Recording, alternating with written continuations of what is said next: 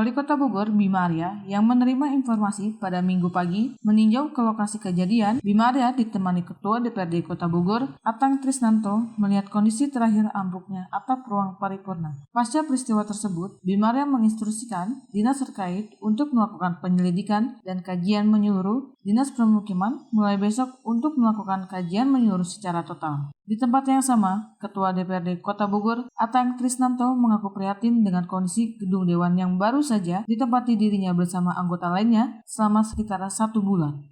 Alhamdulillah itu terjadi ketika tidak ada kegiatan. Bisa dibayangkan ketika ada paripurna di situ kan pas di bawah kita, pas di atas kita itu ya. Jadi hanya tinggal menunggu waktu saja.